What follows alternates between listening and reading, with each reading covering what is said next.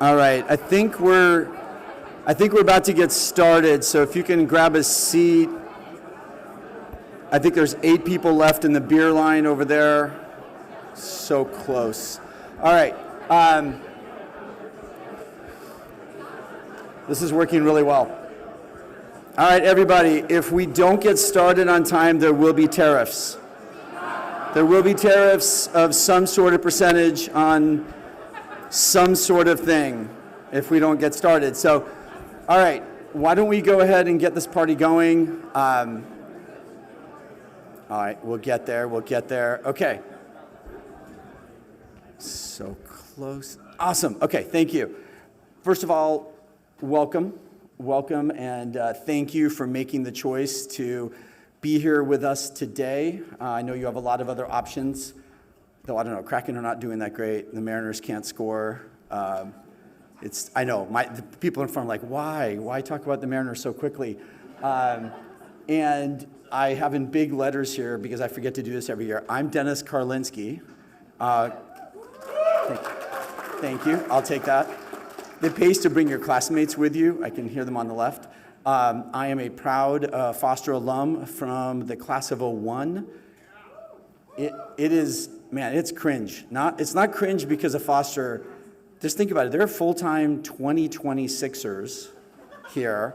There are evening 2027s. I mean, it's incredible how fast time both goes fast and slow in parallel. But again, thank you for being here. I really, really appreciate the fact that this is our arguably we got this argument last time, 24th or 25th year. I don't want to rehash that, but it's a lot.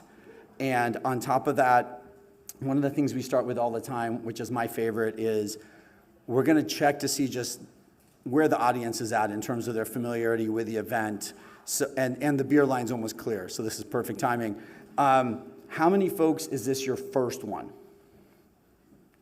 Wow, okay, that's like a third of the room, obviously including our first tweens in Brandon and Ian and Gaby here, so that's fantastic. 5 or more? Awesome, John. Okay, just to be clarified, because I had this question last time, it doesn't have to be in order. It can be at any point. So 5 or more, that was great. 10 or more? Wow, fantastic. Gina, others? Okay, 15? Oh, still hands going up. There's Laura in the beer line. Almost there, Laura. There's only 3 people left in front of you. Can't see that far. And I've learned to preface this with a qualifier. Voluntarily here for all of them. There you go. Thank you, Mark, as always. And there's a reason I have this qualifier. For those of you that were here last year, we had a really awkward moment when I said all of them. Mark raised his hand going, I am the one. Ed next to him raised his hand and said, I am there. And we had to clarify because Ed had to be there. And Mark chose to be there. So we're going to give Mark the nod. Is that okay? Okay, cool. We'll give him the nod this time.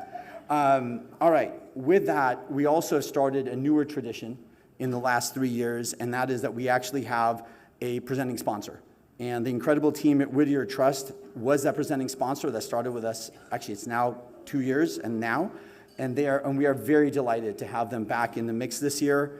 And I'd like to welcome Nick Momeyer, Whittier's Northwest Regional Manager, a fellow Foster MBA, to the stage to say a few words. Come on up, Nick.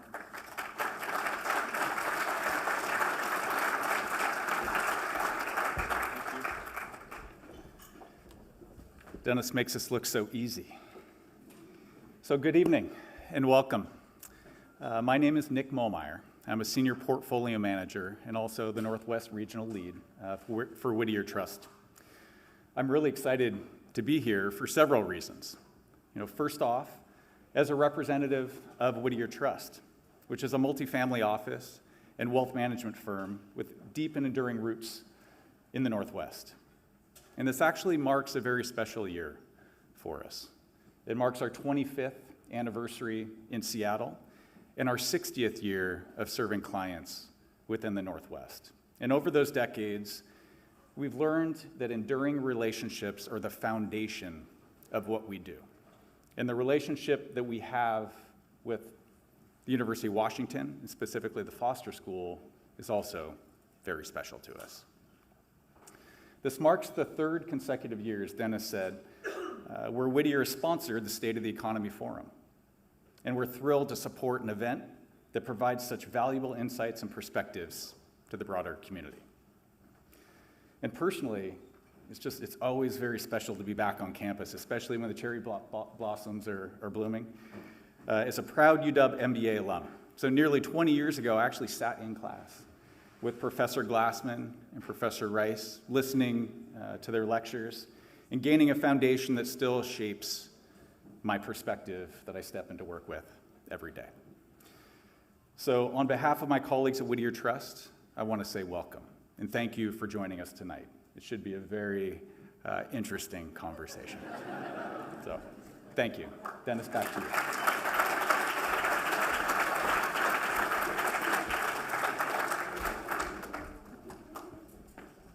All right. Well, I do want to say thank you again to Nick and everyone at Whittier Trust, because the partnership is valuable in so many ways, and a big part of that is allowing us to do the live stream. So if you think there's a lot of people in here, which by the way, it's an awesome audience, we have like 900 plus people on the live stream from everywhere. We have people locally, like our friend Adrian, our friend Kathy's in Tennessee. We have people DMD on the East Coast, and the best mention we have is our classmate from 01, Shuhei, who is in Japan and is always listening to this one.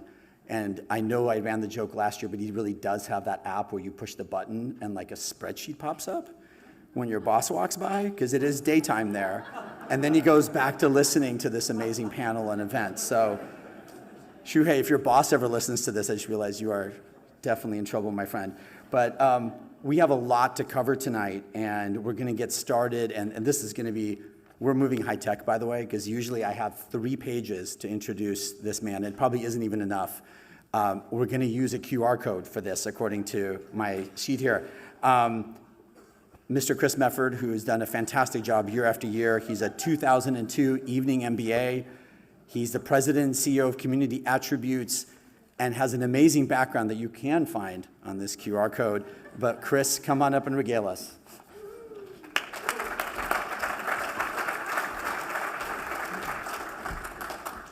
Thank you, Dennis. I mean, we just saved 3 minutes on your jokes of how long my bio is, so we are all of a sudden ahead of schedule this year, right?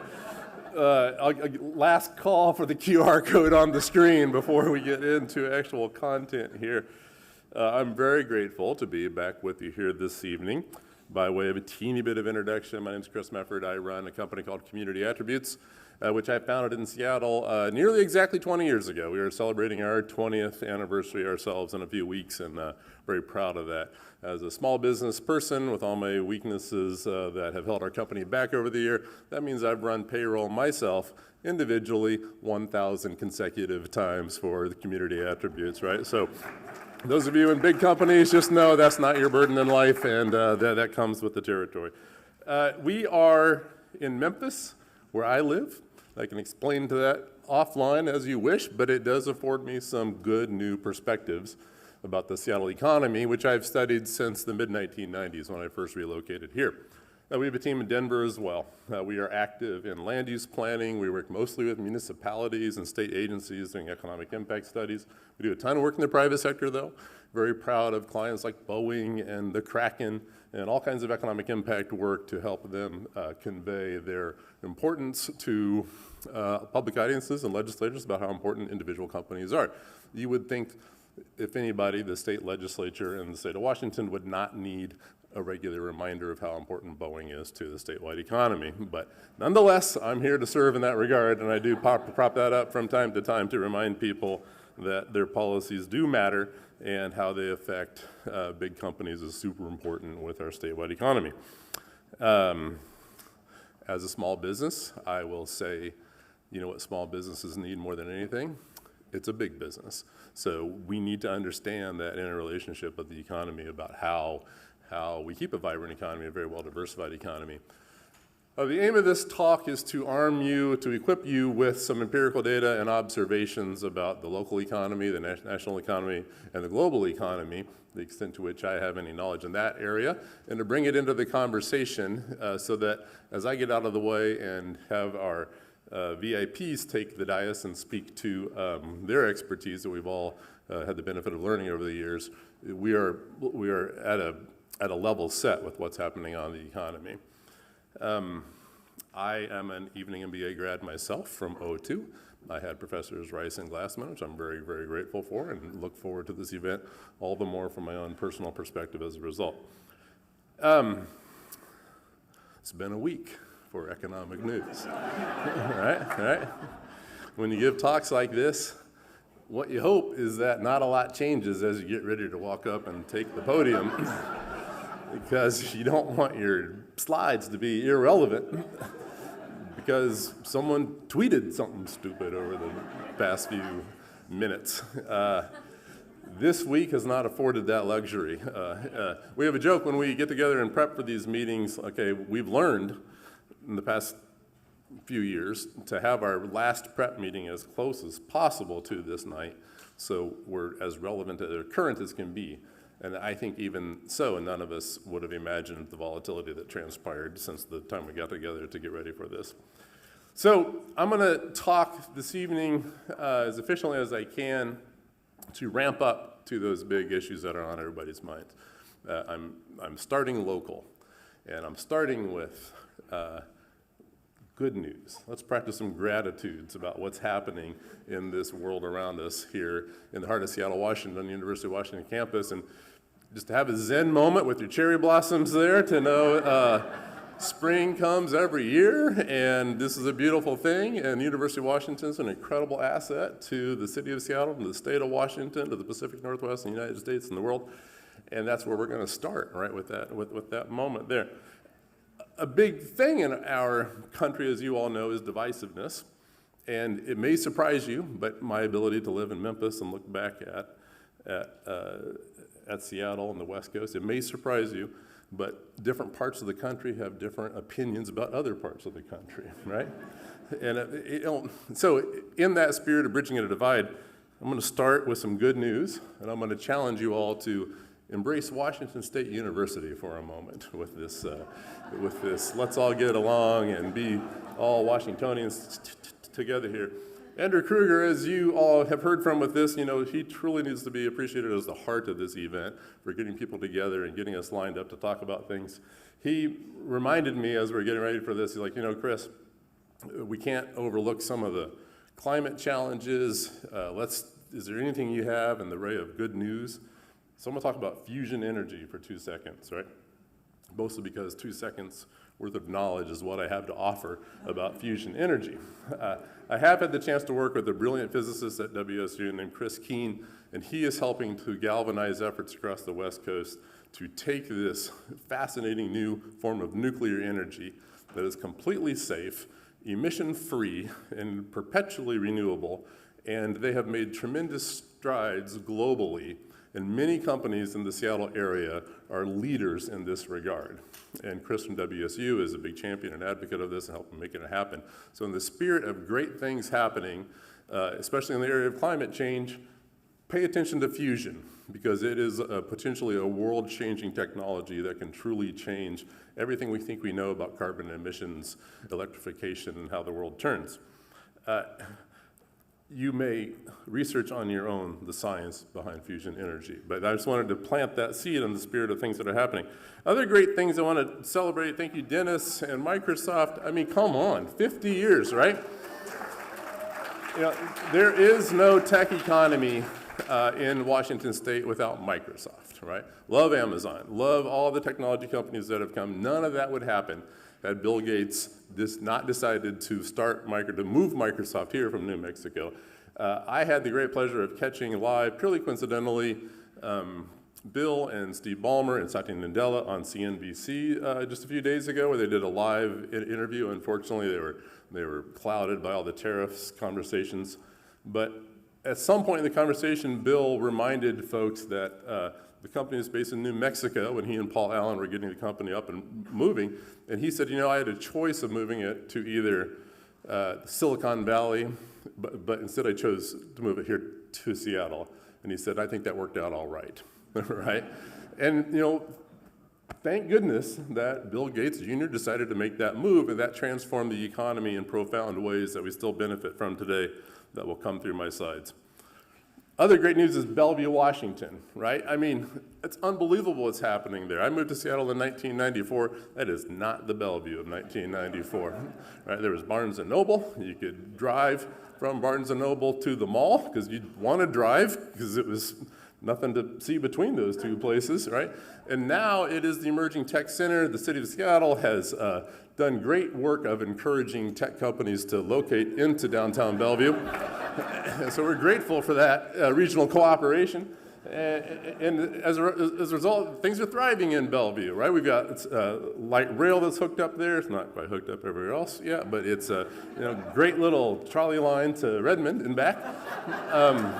It's a start. It's a start. A little gap in the service area, but wonderful things happening in Bellevue, and the east side is thriving, right? And truly, I mean, I grew up as an adult here, thumbing my nose at Bellevue. It's like, I'm a Seattle guy. Why would I go to Bellevue? But more power to them. They are kicking butt in Bellevue, and it's a wonderful transformational thing that's happening here in this region. Seattle waterfront, right? This is all rounding out things in the good news department. A major investment down there. It's incredible what's been transformed there. Huge for visitors. Our visitor economy is a big part of who we are in attracting visitors, and the Seattle waterfront is a tremendous investment. It's a beautiful situation there, and so great things happening all over the region. The point of these slides was to make us all feel good about great things that are happening in the greater Seattle area, and I hope that delivers that point. There are challenges, of course. Downtown Seattle Association does a good job of publishing data about the foot traffic. This comes from Placer AI, an amazing company that translates cell phone data into very accurate understanding of where people are moving from, and they've gone through all they were at it from the outset, so they've anonymized the data, and it's very reliable, and they can publish data so we can understand where people are moving from and where and why. And Downtown Seattle subscribes to their data, and they put this on their website for all to see. And unfortunately, foot traffic is nowhere near what it once was before COVID. And we can't even use the word still anymore, right? So when we say downtown office workers still not coming back, just take still out. Downtown office workers are different, right? Downtown's a vibrant neighborhood with a great future, more housing's coming in, more people live there now than ever have, and more housing's coming in, more of that conversion, but it's different now than it was, and some of these challenges about how different commercial uses are being put to use, those remain, and it does affect small businesses, it affects downtown shopping and the whole experience there. Things are going better at Boeing, and we want things to go better at Boeing, right? They're working through all these challenges that some of which are self-inflicted, some of which are not, and they're all piled up against each other, but they're working hard and going in the right direction. The deliveries are being regulated by the FAA, so they can't quite get them out as much as they want to yet, but in the process, they're collaborating and working with the federal government on safety protocols and reinvesting in their culture. And everyone in this region ought to be cheering Boeing on a regular basis because they're super important to everything we do in the Pacific Northwest and the U.S. as a whole. And lots of great data, 6,200 unfilled orders in this region as of this, just in the past couple of days or so. So lots of good things happening there with Boeing. These are sort of the cornerstones of the economy, if you will, that I wanted to highlight to understand how we're moving along. This chart goes back a few years, and it shows the diversification of the economy if you look closely enough. For the 60s through the 80s, we were a one-industry town with Boeing and aerospace. And once Microsoft took root and became a major employer, they diversified the industry diversification, all right? So now we weren't rising and falling with the natural business cycle of aerospace. Microsoft offset that, and that's a great thing for this region because now the tech sector works at a different cycle than aerospace as two major components of this regional economy. We are in Seattle the envy of most of America, right? Maybe all of America in this regard. And if I bring anything from a new perspective of living else across the country, I want you to know, don't take that for granted, okay? I mean, things are very, very good in this region, and I can't underscore that enough. Yeah, there's problems. We have affordable housing challenges. We have public safety issues. We've got placemaking challenges. This place is a gluttony of riches in terms of economic opportunity and a thriving, resilient economy, and I think that's super important to keep in our minds. Jobs go up and down, but people keep coming. Forbes magazine named Seattle years ago the best place to move to if you don't have a job. It's that kind of place, right? And things are going well. Now, not everything's perfect, of course. Different people in different cohorts by race don't enjoy the economy at the same way that everybody does. And this region does very good at looking out for each other to give opportunity there and invest in those areas. These data change over time. Black people historically have had higher unemployment rates than other races. It went down a fair amount in 2023, which is always encouraging, so we'll see how long that sticks if it takes root. We are a whiter state than most, and that plays through across all of our cultures and the economy. But these data, I think, are useful to look at so that when we think about how we're engaging with our neighbors, we're sensitive to overcoming inequities that have been around for a very long time.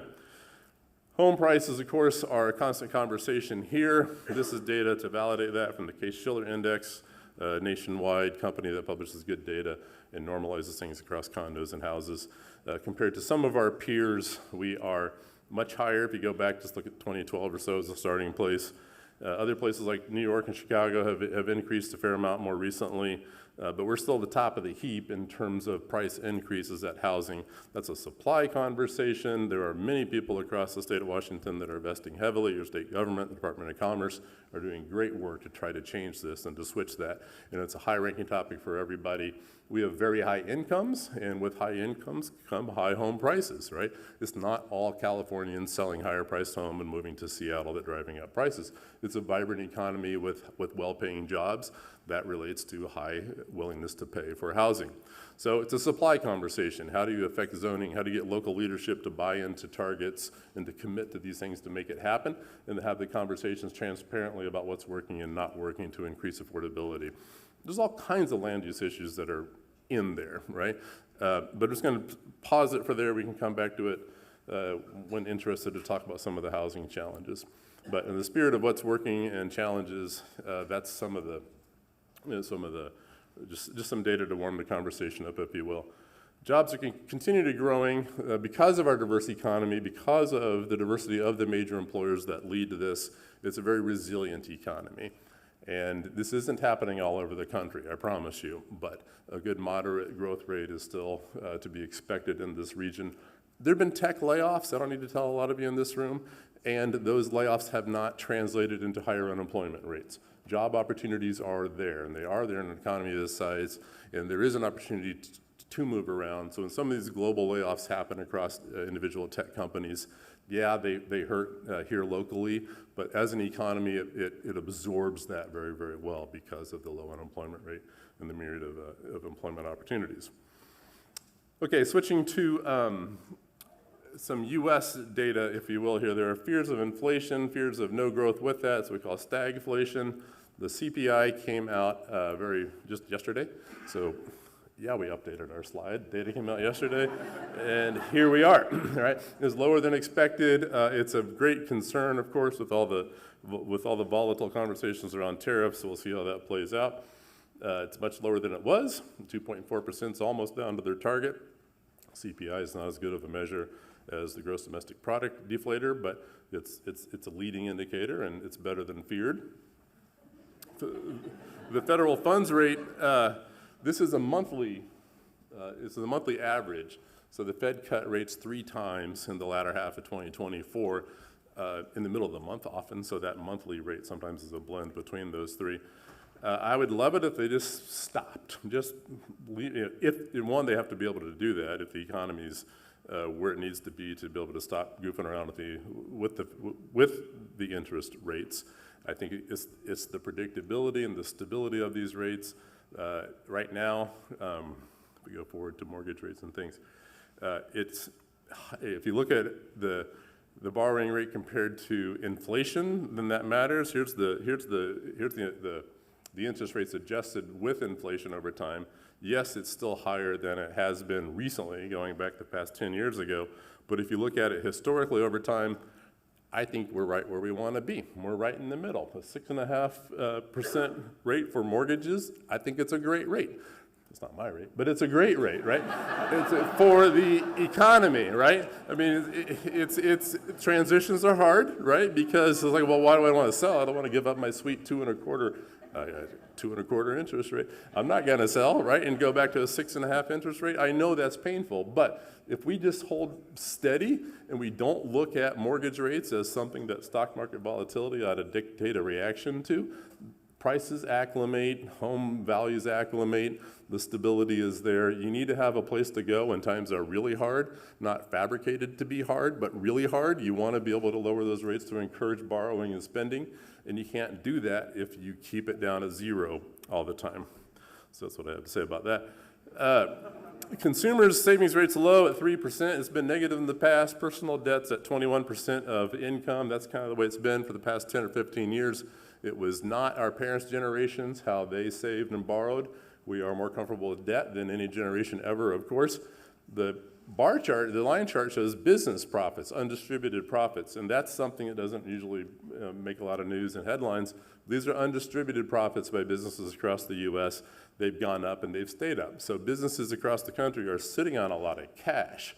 And what we want is that cash to flow through investments to help the entire economy thrive. But that's been a change in recent years, and it's still very high. Of course, the federal government has its own version of all of this. U.S. debt today is at $37 trillion. If you go, there's a debt calculator. You can go online, just Google that. Or ask Copilot. Sorry, Dennis, you ask Copilot what that is, and you can go right to that site. It's scary to sit there and watch that, right? It just ticks and ticks and ticks and ticks, and you can get sucked in, like, oh, it's, you're watching the 9th, 12th, 15th digits go up and up and up. Our annual payments on debt, on interest alone in the U.S. is almost it's more than $500 billion, right? And there's other data out there, you may have seen it a lot this past week with all the barrage of economic news about that being like as much as the defense spending or something like that. I don't know if that's the accurate number or not, but the point is we're spending more on interest than we are a lot of other important things on down that list of what you want your government to be investing in. Gross domestic product projections, right? This is probably wrong, okay? But a few days ago or a few weeks ago, then people were fairly confident that this was going to continue to grow this year at 1.9%. I got to tell you, probably most of my slides that follow are probably wrong, okay? Because, well, but they might not be. I don't know. I haven't checked X since I've been up here, right? So I'm at least 20 minutes in on being outdated on how the world is evolving. But up until recently, folks felt pretty good about gross domestic product continuing to happen.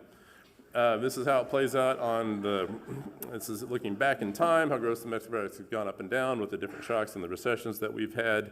Again, the expectation had been that we'd cruise along about 2%, which isn't killing it, but it's a good solid number in light of everything else going on in the world. And that's where we are. I'm warming up to tariffs, right? So when I get to tariffs, just know we're coming to the finish line, and I'll get out of the way, and your experts will take the stage. Okay, so now we're at the global section of this, right? All kinds of stuff happening. We're in a trade war. I think the worst thing we have, not the worst, a very bad thing we have about interpreting economic news right now is the media's coverage of the stock market, right? So we're all hanging on hour to hour, S&P 500 up, down, someone said something, reacting to this, and we just feel like that's what we're in it for, is understanding about whether are there people that decided they could not retire on Friday and they thought they could on Thursday? Well, I hope they didn't make lifelong decisions and then come back on Tuesday and say, oh, I guess I could have retired, right? I mean, you don't want to be in the whims of that. And I feel sorry for these folks that are managing billions of dollars of investments. I'm sure it's a terrible time to be in those roles. But for most of us, when we think about what's happening in the world around us, the market is not the economy, right? The market's the market. And if you like that, go up north to the Tulalip Casino and hang out there, and you can have a similar high and low all throughout the day, right? And you can do, and it's basically the same feeling in my judgment, unless you're truly into managing these billions of dollars of funds, and you know, obviously I'm not the guy for that job. But we're in a trade war, right? And those things matter. I'm going to serve it up a little bit here as we go. But again, up in, you know, just February, OECD said we would avoid a global recession. That's Office of Economic Coordination. It's French, OECD, based in Paris. IMF, the International Monetary Fund, said we're going to avoid the global recession, and the World Bank did as well, right? Now, I put that this is now all wrong on Monday, right? So Wednesday, I felt it was okay. At noon today, I wasn't so sure, and at 5 p.m. this evening, I'm like, I have no idea, right, if it's wrong or right. But I can tell you this is what those folks had to say and how they all react and respond to this moving forward. I don't know. My company, I'm very proud of a project I led years ago that is a soundbite. Maybe some of you have heard it. I hope you heard it. But there's a number out there that says 40% of all Washington jobs are tied to trade, right? I made that number all by my own little lonesome. And thank you. Washington Council for International Trade was the client. They embraced it. My client, you know, we are objective. I promise you everything we do. My client said, Chris, I want you to prove that 4 out of every 3 jobs are tied to trade. And I said, I'm not sure I can do that, Eric. 4 out of every 3. I'll slow down. But we did find that 40% of all those jobs are tied to trade, and that's using input-output models to say, all right, there's export jobs, there's import jobs, they have business-to-business spending, their employees spend money, and you can tie it into 40% jobs tied to trade. This slide I call strategy math, all right? So this slide is not a sophisticated regression model, and no R software was used to come up with these numbers. I call it strategy math, because we've done a lot of work with different major organizations and partnered with lots of great management consultants. Probably some of you are part of those firms too. And there's a certain interest in sophisticated math when you're putting together a PowerPoint deck for executives and strategies. And you stay below that sophistication for this kind of stuff is my point, right? So as of today, there's 3.6 million jobs in the state of Washington. If we were right about 40% of all those jobs that are tied to trade, you could, and that still holds true today in 2025 as it did in 2015 2012 when we did that work, then you could say there's roughly 1.5 million jobs that are tied to trade. If a weighted average of all these tariffs plays out and sustains itself to be 25%, which sounds ridiculously high, but if China's 105% and a lot of our work is tied with China, then that's going to skew it up, right? So if we have 10% across the countries that have a little bit of trade and 105% with China that has a lot of trade, 25% is a plausible number given all the ridiculous headlines that we've all been processing for the past week.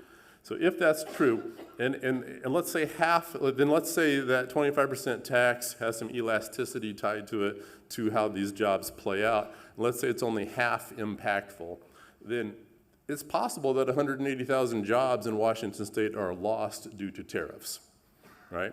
Again, it's not sophisticated. I just spoke to you all of the math involved in this conversation other than the 40% job. But it matters a lot for Washington state. That's what I'm here to say. And I could be off by tens of thousands on this math, and it still matters a lot. Right? Our economy, the state of Washington, is very important. You can only grow an economy in 2 ways. One is through trade, and one is through importing capital. And if you cut off those flows or make it harder, the economy will slow down. And you want to make up, now that's a gross number. Maybe it's going to be made up by other things locally to net that out. It's not as bad. But it's a big deal for the state of Washington. And this is how it plays out. In 2024, exports by commodity were at $46 billion of things that originated in the state of Washington. Aerospace is a big chunk of that. Those airplanes are very expensive. This nets out stuff that's passing through. So these are things that originated in the state of Washington, and that's these. I don't expect you to read this, but these are the things we export on a regular basis. A lot of agriculture in there, a lot of products, a lot of aluminum, plastics, up and down. Aircraft at the top, like I said, those airplanes are expensive, so they rank high. But we export a lot of things, and if there's retaliatory tariffs that are making it harder for people to buy those things, these numbers will go down. That's not rocket science, right? Likewise, we import things. We import a lot of cars, we import ingredients, we import electronics, toys, games, et cetera. This whole list of things we import to the tune of $62 billion as well. If we put tariffs on those numbers are going to go down. Jobs are tied to those. That's how it works. The countries we're involved in for aerospace, China is a big export destination for us. Japan, Canada, Ireland, most of whom have been in the news lately as targets for trade tariffs because they are our friends and colleagues, so we wish to make that harder on them. And for non-aerospace exports, the same story. Canada and Japan and Mexico rank high in that regard. So that's my presentation to you today to warm you up, to get you thinking about data and how it affects the Washington economy. I started with all the great news, wonderful things happening in Washington. I know tariffs are on everybody's mind as the big topic of the day, so I wanted to work up to that and warm that up. You will now be blessed with far more expertise by the panel that will join us here in a minute. So thank you very much.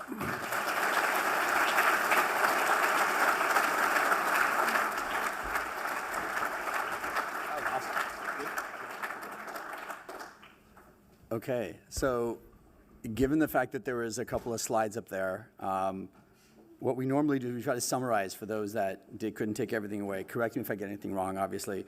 Number one, I love that Chris knows his audience. Slide 2 is about Wazoo. Like, just crush that right off the bat. I know, just immediately cougar stuff. But you got it back, because slide 2 was Seattle is the envy, or slide 3, Seattle is the envy of the country. There were some qualifiers? No qualifiers. Just Seattle is the envy, so we got back on track. Right. 677 million in cereal exports? Like, Grant County, baby. That is amazing. Things that, well, I mean, tidbits that we learn. Kids in the front, there will be a test.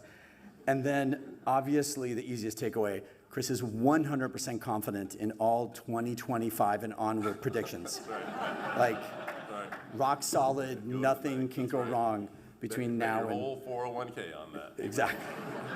Or what's left of it. That's yes, right. Okay. By the way, we have 2 shows on Saturday, if you guys are wondering. It's going to be great. With that, I would love to invite the rest of the panelists to come and join us up here, if you will. Come on up. Yay.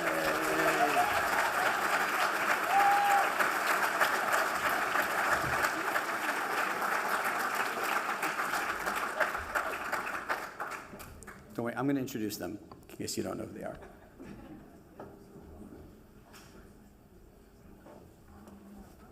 And if you haven't been to one of these, just a reminder, we are a well-oiled machine. We got together multiple times to practice everything, the order. Nothing ever goes wrong. Every year is like 100% on time. First, Debra Glassman. Debra is a teaching professor in business economics, as well as a faculty director for Foster's Global Business Center, and has been here for many, many years. Welcome, Debra.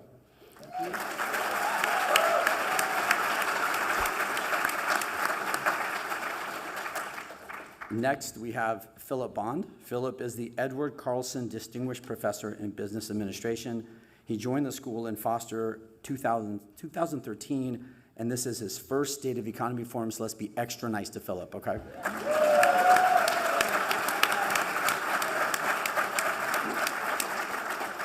And next is another rookie to the State of Economy. No, sorry, wrong guy.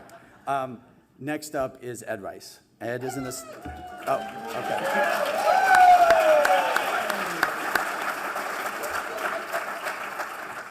All right, so Ed is in this. For those that don't know, for the 2 people here that don't know who Ed is an associate professor emeritus of finance and business economics at the Foster School. I'm going to read you what was provided for me to say. His expertise has provided us with countless insights over the years. Or, as he likes to say it, I wouldn't have to keep coming back every year if my students remembered everything I had taught them. Is that close, Ed? Okay, that's close. Okay, got it. And now you may be wondering, Thomas Gilbert, who's been with us for multiple of these, He could not make it today, but he is here with us by the magic of video.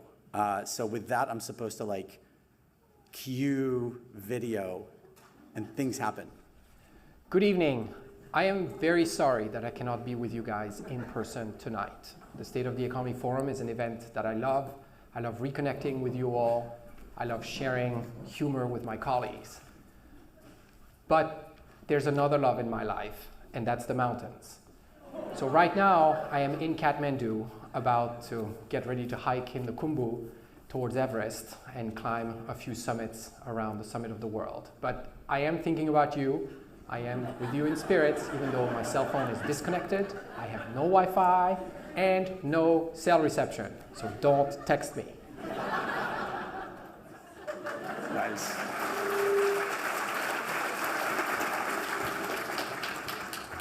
You know, I really love Thomas, but let's be honest, he's not thinking about us. Like, he's on a mountain hoping that there's plenty of oxygen, so he's good. We're going to dive into our questions. So it feels like, again, and I know Chris just started to touch upon it, there's some stuff happening in the news. We did have a running joke, actually. We literally had our phones with us last week when we were prepping. And as everybody was going out and saying, what do you think you're going to say about this question? It literally was like, hold please. Oh, this is still good. I can say this now. So I'm really intrigued how much things have changed from this morning to this evening. But we're going to talk about this tariffs thing and get everybody's perspective on this. And we're going to start with Ed, and then Debra, and then Phillip. Okay, I would like to thank you all for coming, although as Dennis said, it's a kind of a mixed message when you've been back so many times. And let me say about this question. This question, you should know the answer to this question. I mean, the purpose of education is so that when you learn things, you can apply the things we taught you in class to answer questions that you want to have. I mean, I'm not going to be here forever. And so if you don't know the answer to this question and you took my class, I would suggest you look at homework number 1 to begin with. I think you should look at the discussion we have about welfare loss and the welfare areas, remember them? And many old exam questions, which are the things you have the greatest incentive to learn about the following year. All of those things will help you answer this question. And I'm not going to help you this time. I've done it all before, and it's up to you. If you don't know the answer to what the effect of tariffs, I'm done. What's the point? I do want to say a few things that maybe are in addition to what we talk about, what we talked about in class. One thing I said to many classes, but not to every class, is how silly the bilateral trade deficit is. I have an example I've used about my dry cleaner for many years. I think Debra used the same example about my dry cleaner. Bilateral trade deficit makes no sense. And this chart that Donald showed us on April 2nd, it's about the bilateral trade deficit. And you know, I heard from some people, I can't verify this, that the numbers, you know, some countries, we have a surplus. And so they didn't know what to do with that, so they took the absolute value. Are you kidding me? And they divided it by some other number, like, I don't know, how much they're selling us or something. You know, I think this is an indication of the way the administration thinks about what the goal is. What is the goal in your policy? I think they think of their goal in this way mercantilists thought of this goal, which is something that was really a lot of people liked in the 1700s, but it's not the 1700s anymore. And since Adam Smith wrote The Wealth of Nations, 1776, everybody knows this is nonsense. It's not, the purpose is not to amass a bunch of money, which at least in those days was gold. I don't even know what you think of as you're amassing nowadays in a world of fiat money. But the point is to have your people live well. And your people do not live well necessarily by running trade surpluses. You know, the way, when you trade, when I sell you something, I give you something you can actually use and like drive, let's say. And when you give me back a little piece of paper, it's a little piece of paper. And so the idea that a trade surplus is a good thing and a trade deficit is a bad thing is kind of silly. I want to make one point that I had to add after listening to a comment by our president yesterday maybe, is that he said that this is a time of temporary cost, but it'll be over soon and then it'll be wonderful. And he said, and the temporary cost, I think he was thinking about the stock market, but the stock market is not a temporary cost. The stock market is impounding the present value of the entire series of tariffs that's expected.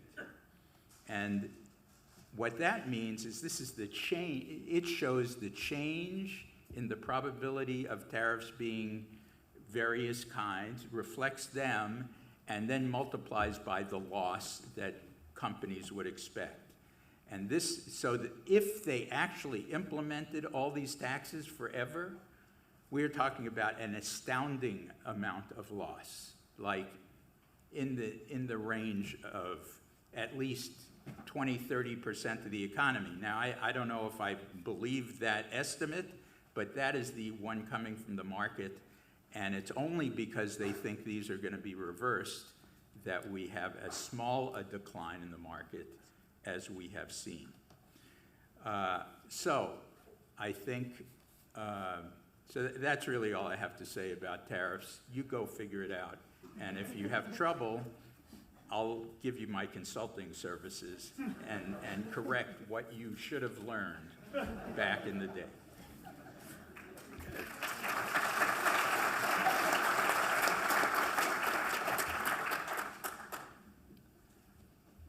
So I was actually quite enthused about the prospect of talking about tariffs.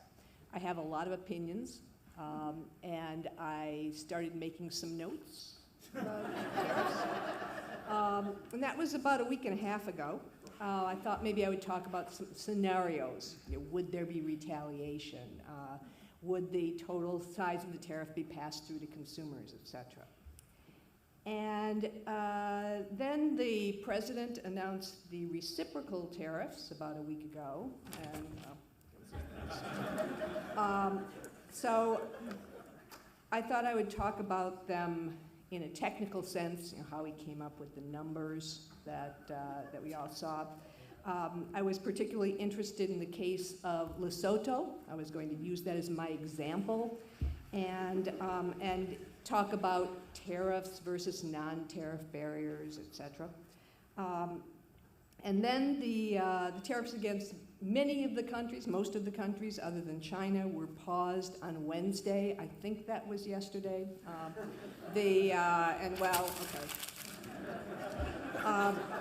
So instead, I just want to talk a little bit more generally about two tariff-adjacent topics. One is why the president has so much power to set tariffs. And the second is I want to make the case that trade deficits actually might not be bad. So why the president has so much power. That you may have heard a lot in the last week or so about the Smoot-Hawley tariffs of 1930. Probably a topic you didn't think you were going to have to pay much attention to after, say, 5th grade. Congress passed the Smoot-Hawley tariff, and that exacerbated the Great Depression. And following that, Congress said, this whole tariff thing is really hard and we got a lot of flack for it, so we don't want any responsibility anymore. And in the 1930s, the mid-1930s, they passed some legislation saying, we're giving the responsibility for tariffs to the president. And in the 1960s and again in the 1970s, they multiplied the responsibilities in the area of trade that were given to the president. Actually, some of that was for a good reason.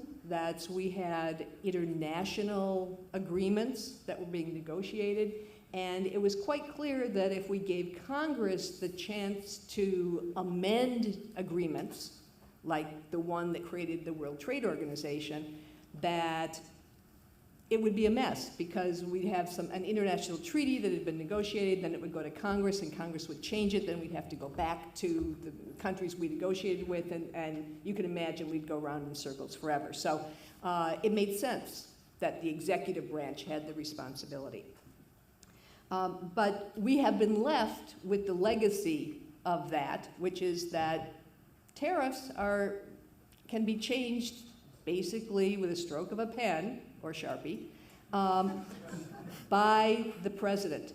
And there's no congressional review. There is no regulatory review.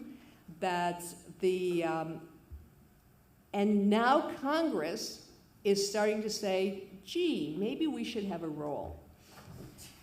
And one thing I think you're going to see, I know this is making a prediction before the predictions part of the program, I think we're going to see in the coming year or years an effort on the part of Congress to wrest some of that power back. That's probably a good thing. The second thing I want to say is that if the tariffs are in place because we have a president who does not like trade deficits, and I do quote Ed a lot on the topic of bilateral deficits,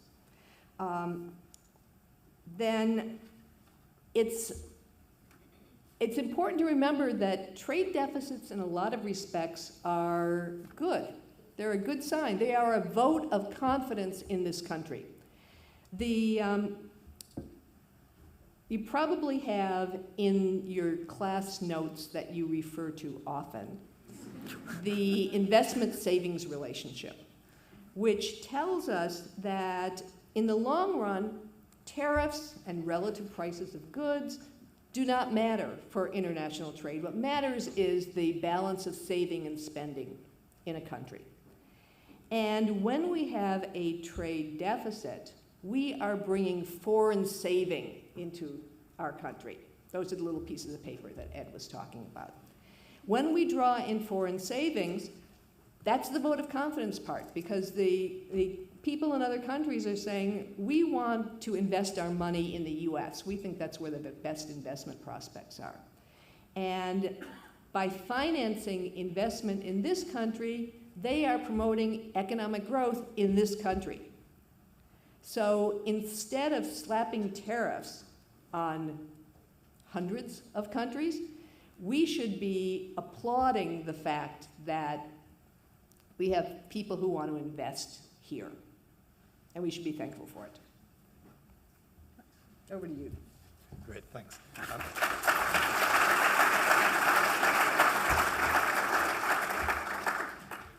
So I had the difficult task of going last, which is difficult because, in macroeconomics we disagree about so much, but if there's one thing that we actually agree about, it is tariffs are bad. I should say, by the way, as you know, I teach microeconomics where we have it completely figured out, but macroeconomics is harder. So I did want to expand on two things. So first, Debra and Ed have both reminded you why trade deficits are not necessarily bad. If somehow you're not convinced by their arguments, which you should be, but if somehow you're still not convinced that trade deficits are not necessarily bad, I just want to sort of expand on something which actually Debra just alluded to. So I was worried you may or may not remember this, this identity that Debra just mentioned, that the trade deficit is equal to investment minus savings. But if you remember that identity, and I emphasize this is not like a theory. This is literally just from the account statements. If you remember that identity, then tariffs seem unlikely to affect the trade deficit. So even if the thing you wanted was for some perverse reason to drive down the trade deficit, tariffs will not particularly do that, because you have to come with a theory for why tariffs will change investment, or a theory for why tariffs will change savings. And it's really not clear why tariffs would have any effect at all on investment. And to the extent to which they're going to have an effect on savings, you might think they're actually going to decrease savings because people will be poorer. And that will, because it's a minus sign, that will actually increase the trade deficit rather than improve it. The other thing I wanted to say, because there's going to be sort of obviously a bunch of sort of commentary as we move through this. I do worry that we overemphasize the short-term costs on inflation and underemphasize the long-term consequences. So, I think when you hear people talk about it, they'll often go very quickly to prices will go up. If you take like the existing tariffs and sort of apply them very literally, you actually don't get that big a number, right? We just import less than most people think we do. Most of the stuff we import does not, in fact, come from China. I know it seems like everything you buy comes from China. Most stuff does not come from China. Chinese imports are 2% of GDP. So if you take the tariffs and you just do what Chris called consulting math, you get a number like an increase in prices of something like 3%, and that's going to be 3% spread over a number of years. Is going to be somewhat offset by a drop in demand, right? We're busy doing our best to engineer a deflation. And so I just don't think the effect on inflation is going to be huge. And so I think sort of as economists, we should do our best to put a little less emphasis on short-term inflation costs and more emphasis on what I do think this will do is this will just drop the long-term growth rate. And any drops to long-term growth rates is very bad. I'm originally from the UK. In the same year that Trump was first elected president, the UK exited the EU. This has not been good for Britain, and I think that if we carry on this tariffs path, it will look a lot like sort of some big version of Brexit for the US. That's it. Okay.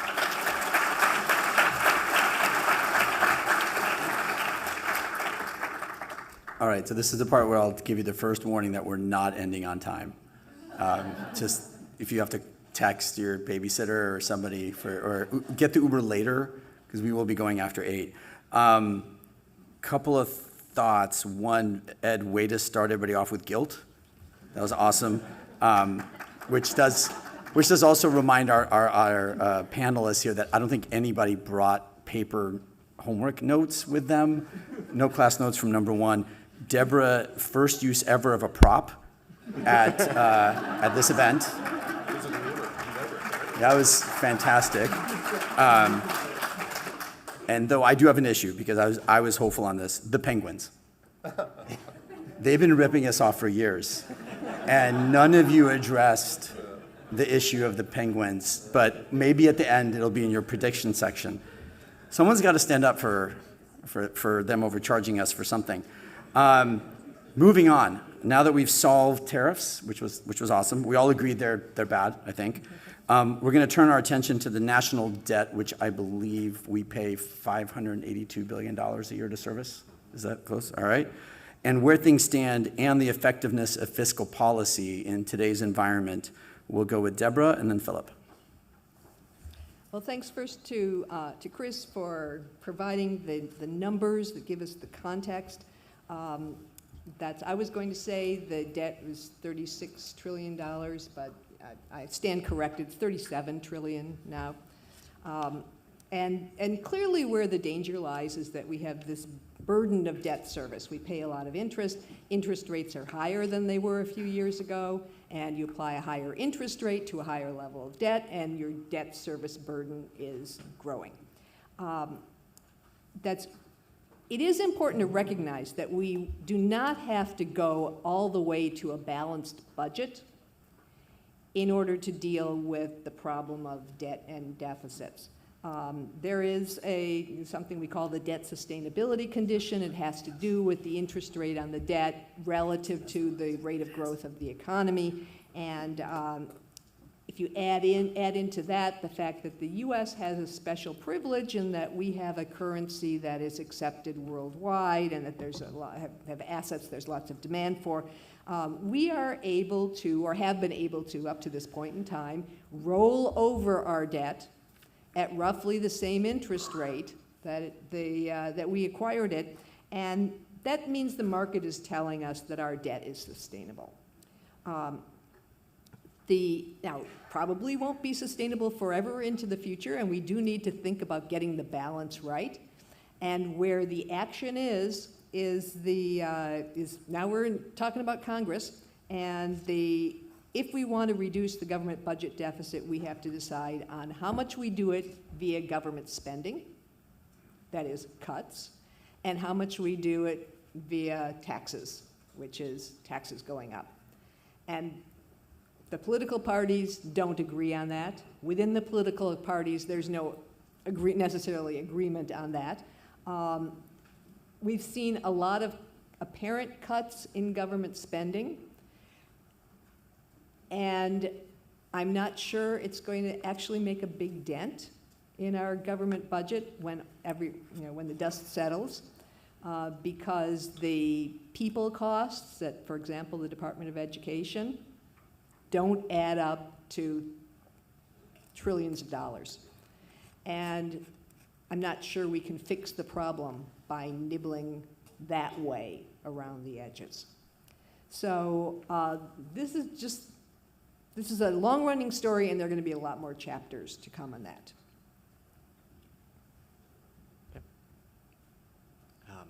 So I guess given Dennis's comments, I'll try to be as brief as possible here. So there's actually a very simple condition that tells you when you shouldn't be worried about the debt level, and it's actually not the debt level per se. It's the comparison of nominal GDP growth with a nominal interest rate. Debra assured me you would all remember this from her class. So again, it's nominal GDP growth versus the nominal interest rate. As long as nominal growth exceeds the nominal interest rate, it's all good. In the reverse, it's all bad. The good news is that, even as debt has been going up for the last sort of 10, 20 years, nominal growth has been higher than nominal interest rates. The bad news is that we appear to be actively working on ending that as we speak. So let me end that. Oh, was that it? That's it. Oh, okay, sorry. Okay, I said it would be brief. I get caught off guard when they go short because I just expect it to go really long. Okay, got it. So, Debra, cuts to education bad, right?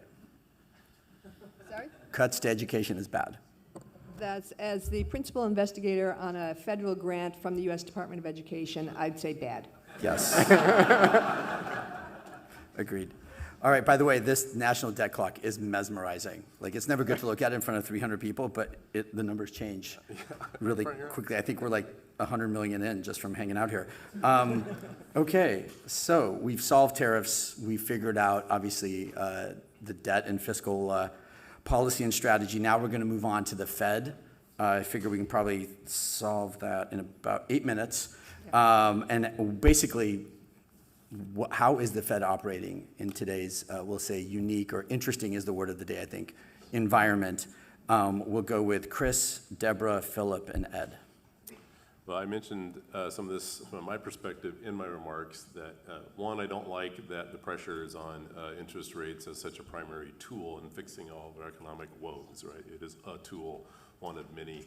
The Fed should be acting independently on that and not at all be beholden to the stock market on wishing to trigger that to go up or down with all the ridiculous volatility that comes with that. Rates are not high. They're not historically high. They are historically average. I think it should cost to borrow money. We should not have borrowing to be so easy that it is difficult to, or that it's, you get in over your head and it's too difficult to pay back. Have we learned nothing from 2008, right? And I hear commercial-backed mortgage securities are coming back as a thing again right now, which is terrible, right? So it's hiding the debt and all those things. So keep rates where they are not high. There are other tools federal government can do, such as infrastructure investments, things that have a public good, invest in high-speed rail, so that folks can get something out of that. With that come jobs and economic opportunity, but not focused on the interest rate as the main tool to react to everything in the economy, especially the stock market. Okay. I'd like to just talk for a moment about something I talk about in class, which is what goes on inside the brains of central bankers. What is the Fed really worried about? The Fed is not really worried about the stock market. The Fed is not really worried about what people in the Oval Office say that the Fed should do. The Fed is independent enough that it takes its marching orders from the charter for the Federal Reserve, which says it's got a dual mandate. And its dual mandate is maximum employment and price stability, and the Fed's defined price stability as 2% inflation. The worst case scenario for the Fed is if both parts of the dual mandate go in the wrong direction. If inflation stays high or starts going up, and if unemployment starts going up, then we have what we often call stagflation, and the Fed only has one tool to try to achieve both goals, which means it has to choose. So, inside the mind of Jerome Powell right now is probably, please, we don't want to have stagflation because my job is going to get that much harder. That's even if the economy slows down, it is possible that the Fed's going to keep focusing on inflation. That is, they're going to let that slowdown have lower priority. The Fed has not let go of its concern about inflation, and they are especially worried about inflation expectations and what long-term interest rates are telling us about inflation expectations. So for some things for you to watch and worry about if you don't have enough to worry about and watch, see what the surveys and the interest rates are telling us about inflation expectations. So again, I'll try to be very quick and keep Dennis happy. So tariffs are a negative supply shock. As both Deborah and Chris have said, interest rates are the wrong tool to deal with a negative supply shock. They will, whichever way you move, you will create problems. This is not a problem. The negative effects of tariffs are not a problem the Fed can solve.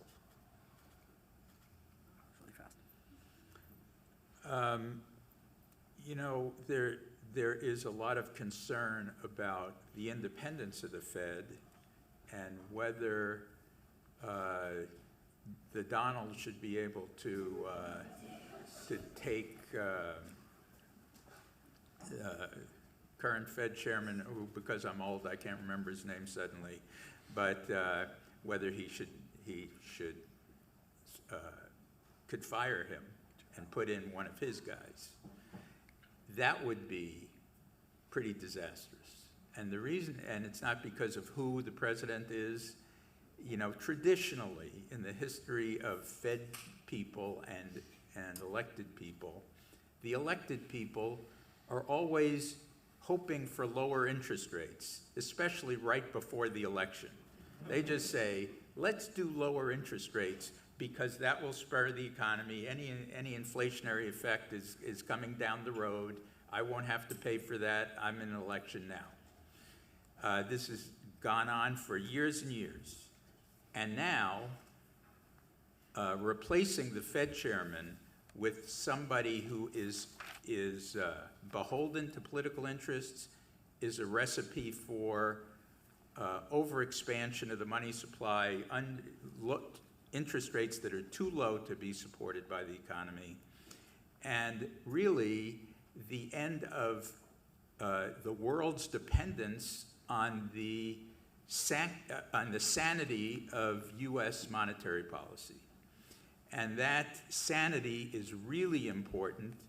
It's the reason why we are the reserve currency and it's one of the reasons why, I should say. We are the reserve currency, have been for many years. We are the place people go in a flight for safety.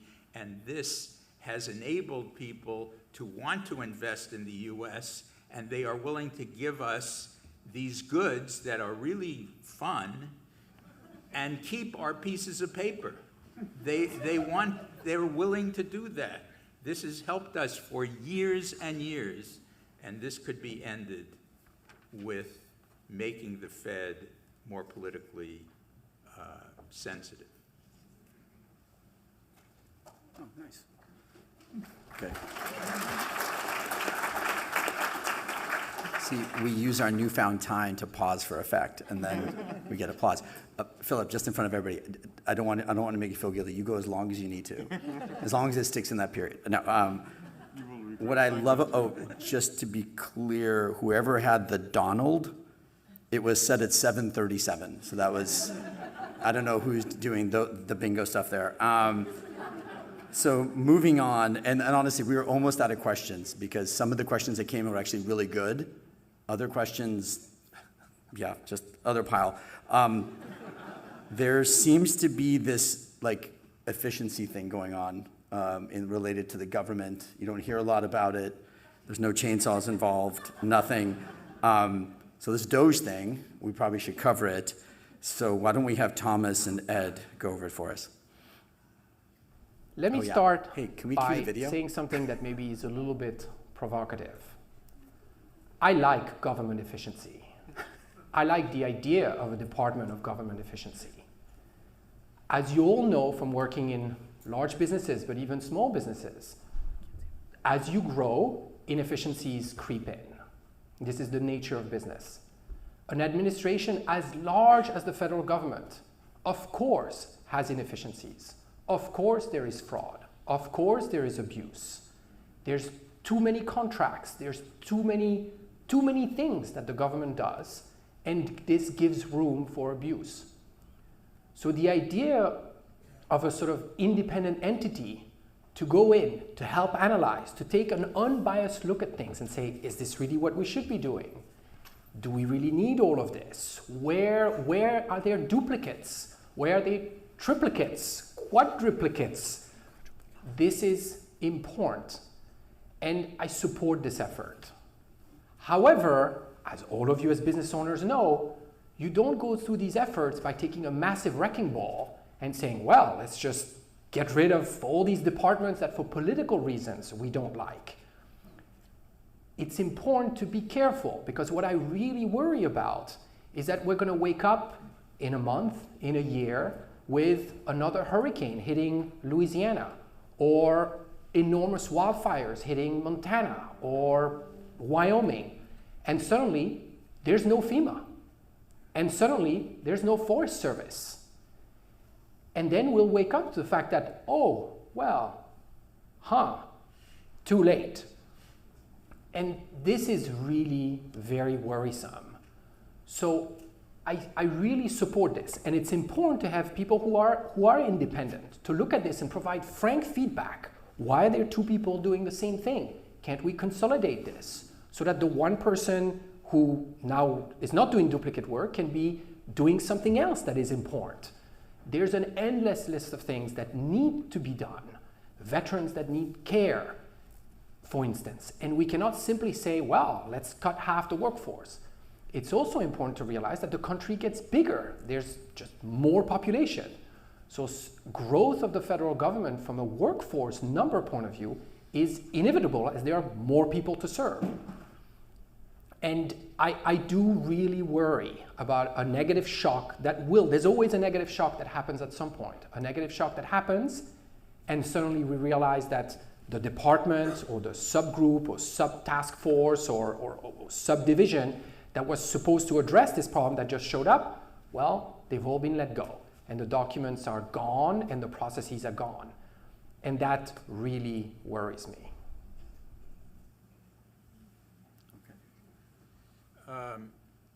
I agree with most of what what Thomas said, and but I want to add a few things in some color.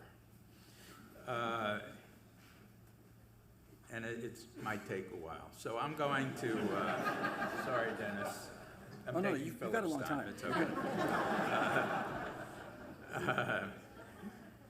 So, first of all, just like people wanting the Fed to be more expansionary, the other thing that politicians always say, they have their favorite program, they want to finance it, and you say, how are you going to finance it? And they say, we're going to cut waste, fraud, and abuse. It's almost like a joke, because of course there's waste, fraud, and abuse, but it's really hard to cut the waste, fraud, and abuse without cutting things that are good. And I will tell you, I think there's more in government than other places, and that's because the incentives in government are weaker. I've worked for government for almost my entire life, and I have seen things. Actually, at the University of Washington, not so much, but I have seen things that are, I had an internship at the IRS, strangely enough, which may still exist. And in my internship, I thought it was going to be like a substantive thing, but it wasn't, and I had to do sort of clerical tasks. And the reason I had to do clerical tasks is because the person who used to do those tasks was injured and sick, and therefore had missed like 3 months of work and had a big stack of stuff on her desk, and I was assigned to do her work. So there was like 3 months of stuff on her desk, and so I didn't know anything about it. They had to train me a little bit, and then a month later, I had cleared off her desk, and people around the office were not happy with me. That was a bad thing to do, because it exposed you could do this work in 1/4 the time if you were applying yourself, kind of. That's not good, and I want to get rid of that. But there are ways to do this that make sense and ways to do this that don't make sense. And this Doge thing, these are people who have no idea what is going on in these companies. I mean, you have to, no company, imagine a private company wanted to do this and they said, oh, a private company other than Twitter wanted to do this, and they said, oh, we're just going to, fire a whole bunch of people and then see what happens. No company would do that. Companies would investigate performance reports, would investigate what are these people doing, what are the problems involved in these things. They would have a more nuanced look at this. And then you could find out the people who are working at 1/4 the capacity they should be working at, and fire those people and keep the people who should be kept. And transferring these things around departments where people have no expertise whatsoever in what these groups should be doing is just nuts. Furthermore, there's a general theorem of life, which is change is hard. And basically what this method of cutting involves is imposing very severe costs of change on a lot of people who are fired or displaced by this opportunity, and I mean, in some cases got rehired a few days later, but maybe too late. I mean, this is almost like cruel to have people, to impose this cost of change on people for no sensible reason with very little investigation.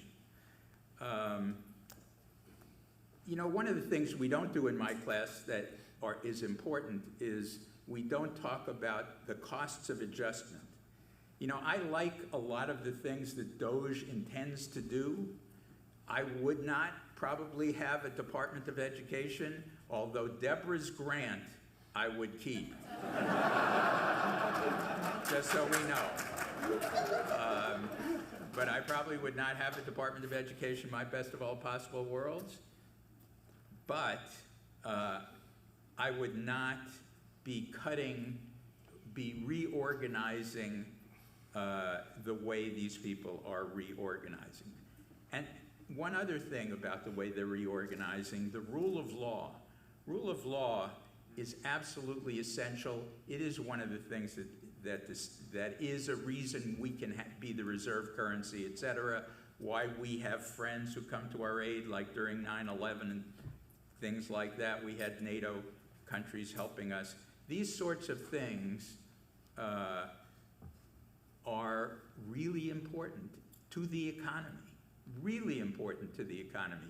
Enforcing laws. And my view of the way these people were fired and the way Doge is acting is, in many cases, not conforming to the rule of law. This thing in the IRS where they're trying to scrape data, private data from people that has been promised for years and years would never be done, this is just not a thing. This is just, you can't be a government that people have to trust and do and perform actions like that. And finally, you know, I am not a big fan of externalities. People find externalities in all kinds of things I think are not externalities. But there are externalities. There really are some externalities that have to be dealt with, and to a large extent, they have been ignored in this Doge process and not really taken seriously. And I think this is a sad exercise of what, you know, this is something, I mean, I think the Doge supporters would say, well, you know, there have been some problems, but we're playing the long game. Donald Trump is not playing the long game. He is the least patient person on the planet. And I just, you know, he had the marshmallow eaten before the guy left the room. And before,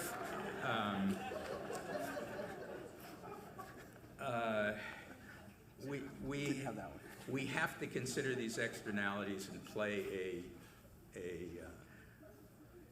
and have a more reasonable policy than this. And these adjustment costs can be very important if they're imposed in this willy-nilly way.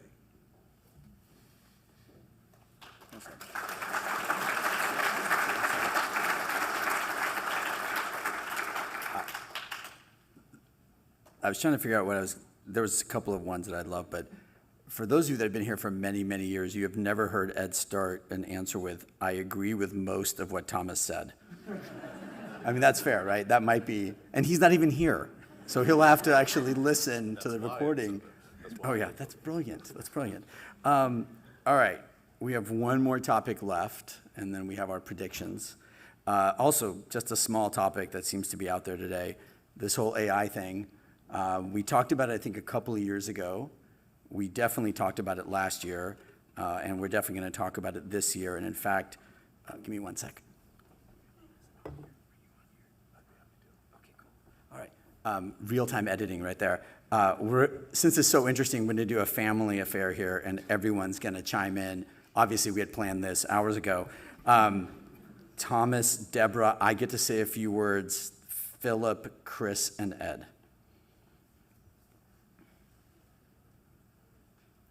So on the topic of AI, I would first like to explain something called the generative AI stack. At the bottom of the stack, we have hardware. These are data centers and GPUs built by NVIDIA and many other companies that power these systems. On top of the stack, we have a software infrastructure where at the very top of the stack, applications get built. So a solution that is customer-facing is at the top of the stack. It is built using software in the middle of the stack that operates on hardware in data centers, the bottom of the stack. So as you think about profit margins, the evolution of all these companies, the evolution of AI over the next few years, I think it's important to think through all the layers of the stack. Many of you have asked a question about NVIDIA's profit margins. Now, NVIDIA operates basically at the bottom of the stack. Right now, they have been, certainly over the last couple of years, capturing a lot of the net present value down there because they were first, they had the technology, and everyone's using their GPUs. But competition is real in this sphere, and they are slowly being competed away. Google is building their own GPU. Amazon is building its own GPU. Microsoft is building its own GPU systems. And so the NPV in that bottom layer of the stack will go to zero. Does that mean NVIDIA will go out of business? No. As you know from my class, from core finance, the NPV going to zero doesn't mean profit margins go to zero. It means economic profits go to zero, but accounting profits can continue to stay positive and very healthy. Next, we move to the middle of the stack, where players are building a software architecture and the large language models that sit on the hardware. Now, there's also intense competition. If anything, the competition right now is most intense in that middle layer of the stack, because there are companies that are training and releasing large language models for free. So suddenly this tool, this piece of software, this large language model is free for everyone to build an application at the top of the stack using that model. So the profit margins there are decreasing very, very fast. Because once one amazing product is free, everyone is slowly, this is going to get competed down to low prices. So all the competition will happen at the top of the stack, building applications that resolve customer problems. And there, everyone has an ability. So there, as companies continue to innovate, think about a customer problem. For instance, in healthcare, I firmly believe that healthcare is an industry ripe for disruption because there are so many inefficiencies. You talk to a doctor, you hear about inefficiencies. You talk to nurses, you hear about inefficiencies. You talk to hospital administrators, you hear about inefficiencies. You talk to insurance companies, you hear about inefficiencies. They're all begging for more efficient processes. And we as customers, we're begging for efficiencies. This is where innovation in applications using large language models on the cloud will deliver the highest value for everyone. So competition at the bottom, the economic profits at the bottom are disappearing, the economic profits in the middle are disappearing very fast, and then it will be in the application at the top. There also were many questions submitted by you about the future of the workforce. What is it going to look like in 10 years? What jobs are going to disappear? What new jobs are going to appear? I don't have a crystal ball. If I had a crystal ball, I probably would not be here. But basic economic principles can help us think through this. Tasks that can be automated, the price of this will go to zero. Tasks that cannot be automated, the price of this or the cost of this will not go to zero.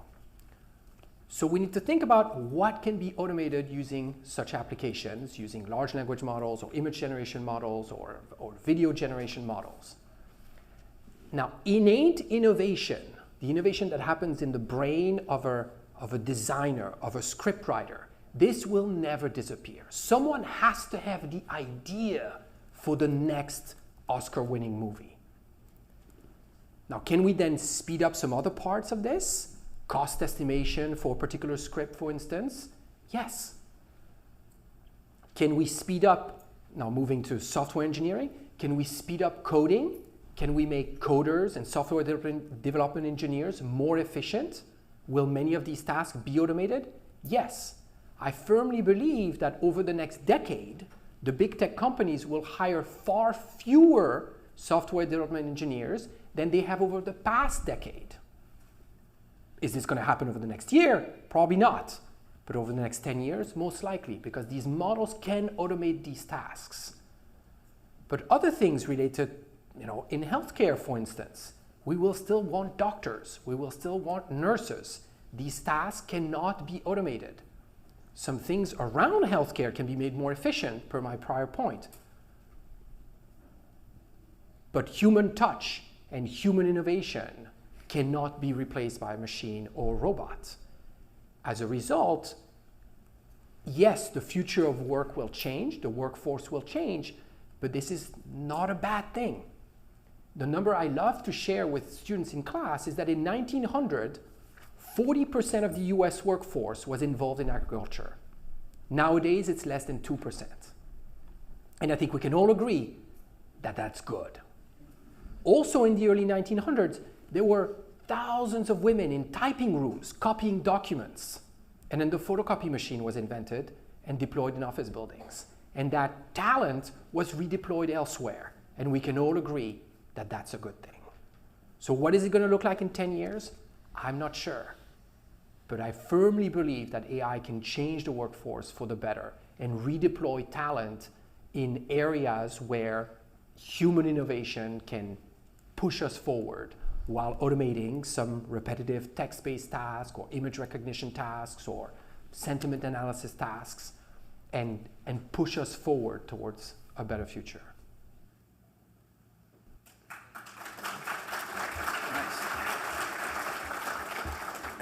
And Debra's next, and obviously I think some people figured out he's not coming back. He did find the crystal ball. That was very ironic, but yes, go ahead, Debra. I just want to emphasize Thomas's point about technology and employment. We have lots of examples where technology affects jobs through what we call a displacement effect, jobs go away, and a reinstatement effect, new jobs are created. And AI is no different. There are some jobs that will be replaced, are being replaced by AI. There are also new jobs being created. I initially thought prompt engineer was some kind of joke on me, and I came to learn that was an actual job category, and new job, totally did not exist before AI. And what this illustrates is the kind of change to move into these new jobs illustrates the importance of education. I guess I'm putting another plug in for the Department of Education. Or maybe it's a plug for the value of universities. It's gotten a little popular these days in some quarters, not in this room, I hope, to say a university education is not necessary. But that's what prepares all of us to deal with change and to make changes and to be able to move into new jobs, especially as technology changes.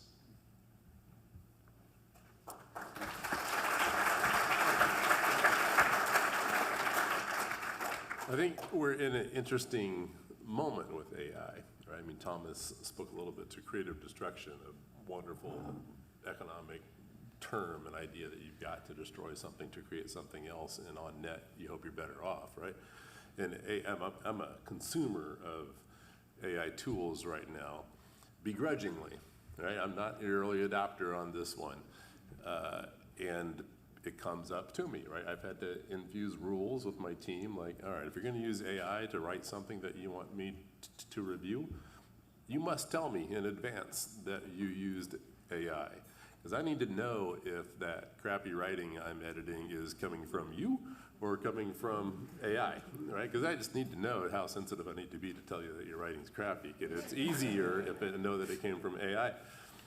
So then we're auditing, right? So right now we're not in a moment to trust AI. So have we gained efficiencies? Not in my world. I'm absorbing the tools and I'm trying to come along. But if I had to spend more time auditing whether AI got it right, we're not there yet on the efficiencies. I had to renew all of our Adobe licenses. We have 20 people in my company. So I get on the phone with the salesman saying, hey, you've got 20 years of clutter in your Adobe accounts, and you need to put them all together in one. And oh, by the way, I want you to pay $5 a month for every user so that you can use Adobe's AI in their report. I'm like, okay, fine.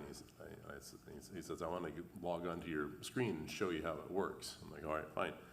So I had one of the reports up that I had written, about an 80-page report or so.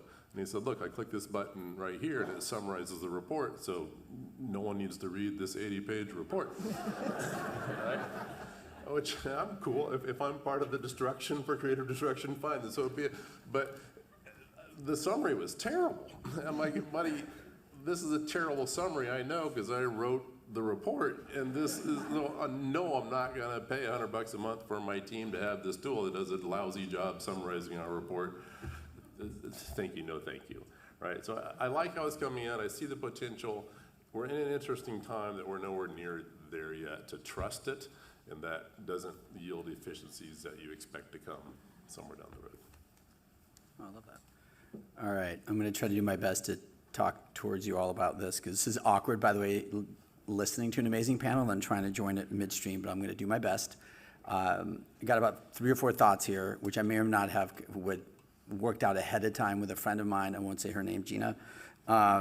So one, just the whole concept of technology. Think about how many technology changes have come along which didn't scare somebody, which didn't create a combination of angst, a combination of excitement, a combination of worry. Just think about when the car came along. I'm sure the people riding the horses at the time were like, what is this thing? It seems to break down every 40 feet. It's also only known to be in black and white, because that's all the movies that we see of it. But the crazy part is, think about now, exactly, the horses were all black and white then too, it's crazy. We still talk about horsepower. 100 years later, we still talk about horsepower. Now, it's kind of funny because back then it was like 2 horsepower. Now it's like, I think there's some like 700 horsepower or 650. But the point is, back then, just like now, you have people thinking, what am I going to do with this? What's going to happen? Think about the cloud, which is being the most recent one. I used to meet with a bunch of IT directors. Then we came out with the cloud, and now we meet with cloud directors, or a cloud operations director. Same person, by the way, but who's now talking about arguably a more complicated environment, but one that they've moved to. But they've embraced that, they've learned a bit more. And then the third part is prompt engineer is a thing if you're looking for ways to point your kids. It's hard to point them towards just software engineering, but I think it'd be easier to point them right now at this point to prompt engineering. And you think about it takes a certain amount of creativity, it takes a certain amount of skill in order to ask for the right thing. If you don't believe me, go check out and ask a basic question. See what you get back these days. You'll get a better answer, a much better answer. Think about what you get in a basic search. You get 800 links and probably 800 ads versus using our AI to get a better answer, to be more efficient. And then there's the third part is the democratization of the models. I think you're going to see that happening. Right now, there's models coming out from everybody. There's going to be questions, can I use this model with that model? I think you're going to see companies making models available a bit more freely, not for free, a bit more freely. Some might do it for free, but the point is I think you will see that happening. And then the last piece and the most important piece, talking to you 3 down there, you got to learn. You got to go out there and learn, and you have to go out there and have faith that nobody expects you, no matter where you are in your journey, to get it all. Like if you've wrapped your head around AI after like half an hour, okay, kudos to you, well done, you're probably the only person, but put aside half an hour, go, I mean, that company that was mentioned whose 50th birthday it is, may or may not have an AI fest happening right now, it's free. If you don't want to go there, go to any company that's just offering a free education on what is AI. Take 30 minutes, take an hour and a half. It'll make you a bit smarter in the space. And wait, who is against cutting education? I'm still with Debra, no cutting of education, because this will make you smarter.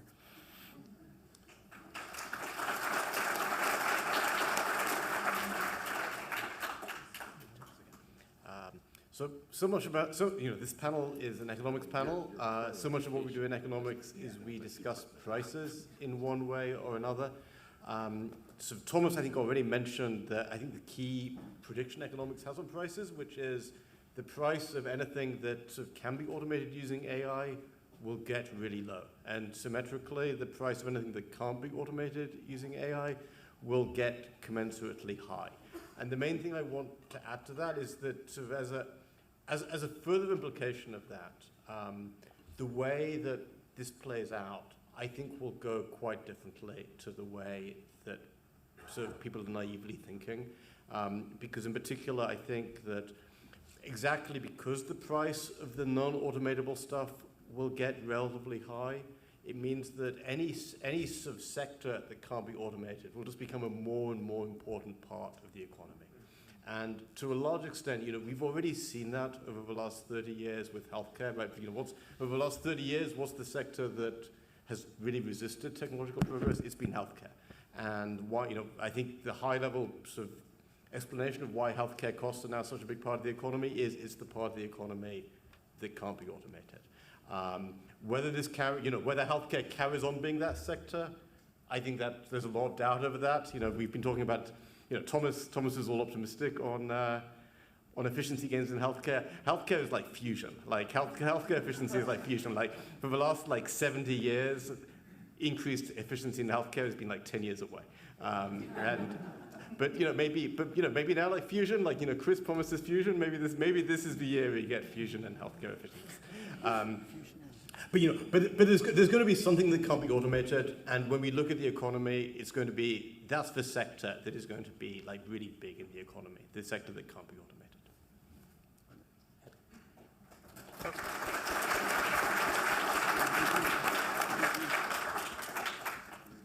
Okay, because Dennis challenged me to disagree with Thomas, I have to say the hard part of this, feeding on what Phillip said, the hard part of this is figuring out what can't be automated and what can be automated. And I think that's something that's changing all the time and has been woefully underestimated. So Thomas said, what can't be automated in the movie industry is the person who has the idea for the movie. I look at who won Academy Awards, and I look at things like The Godfather Part 2, Part 2. I think that can be automated. I think there will be AI programs that can predict what kind of movie you should be making. As far as the title of the movie, there are a lot of things individual in the movie, but I think, 10 years from now, right now, there are people there's a market where if you announce a movie, you give it a title, and people are betting on what the gross of this movie is going to be.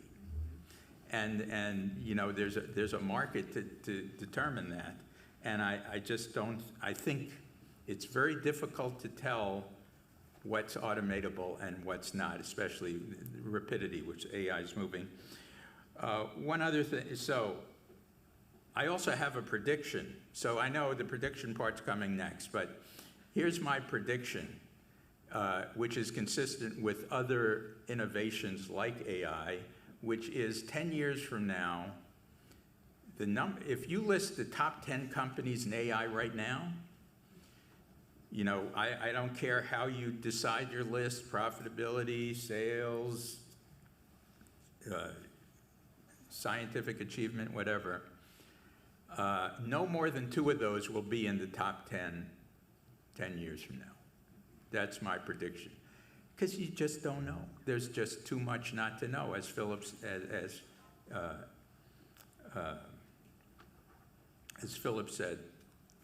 or as Thomas said. If I knew, I wouldn't be here. And he isn't here, but I. There's so much to unpack on that one.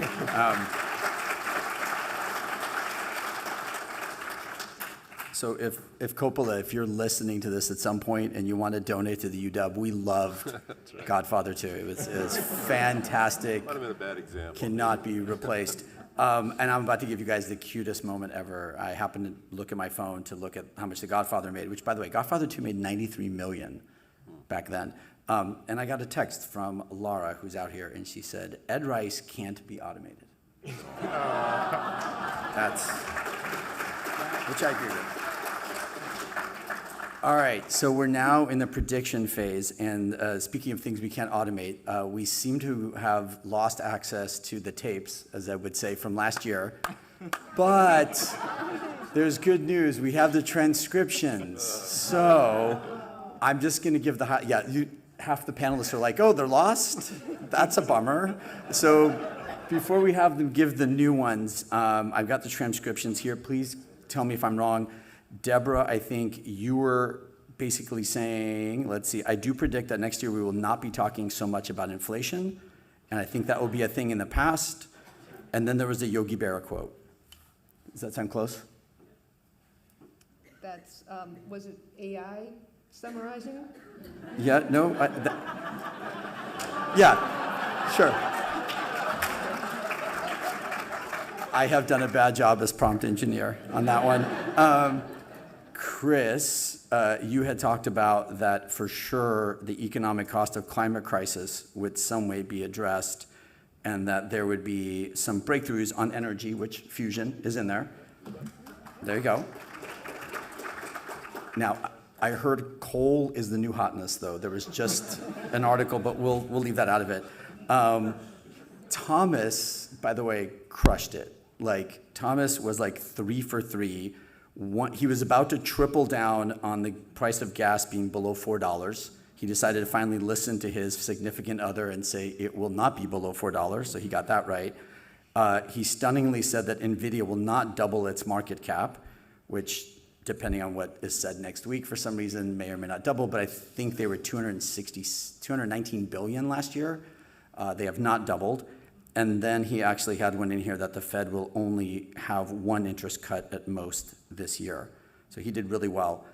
And man, Ed, if I could show you how long yours was from last year. I will summarize that I think I have to give Ed credit. You were the most positive I think I've ever seen you, and I think you even called it and said, somebody told us to be positive. And I'm gonna quote some of this. Give me a second. I do not think a lot of things that we see that are really negative now, like the separation of politics across groups where nobody can agree on anything, and generally no agreement on policies on a fundamental level, I think that is going to be less next year. So, overall, I'm an optimist about the future relative to where we are now, and I'd say in this political disagreement that is a cheapie because it can't be a lot worse than it is now. Okay, so we're batting, like in baseball, actually, we'd be making a lot of money. I think we're about 1 for 5, but we're gonna totally wipe all that away. You get a fresh new start, and we're gonna have your 2025 predictions. Thomas, I guess before we go to the video, Thomas will go first, then Debra, then Chris, then Phillip, then Ed. All right, with a big smile on my face, it's time to revisit what I predicted last year. First, I'll put a little crown on my head. I told you that NVIDIA would not double in size yet again, and I was right. I did predict that the Fed would do 1 rate cut by December 2024. I was wrong. I tentatively said that gas prices would drop below $4, and I was wrong again. All right, and now it's time to make one prediction for the next 12 months. Now, I'm not quite sure what my colleagues said about interest rates. Maybe I disagree, maybe I agree, not 100% sure. But I'm going to make a prediction that interest rates, at least the Fed's preferred sort of inflation measure and related interest rates, will not drop to 2%. I do think that tariffs will have inflationary pressure, and I do predict that we will have a re-increase in inflation that may not lead to a recession, but will lead to treasury yields and the likes not going down as much as maybe some people would like. And the key prediction, to have a precise number on the record for 12 months from now, is that the Fed's preferred gauge for inflation will not drop below 2% over the next 12 months. Thank you.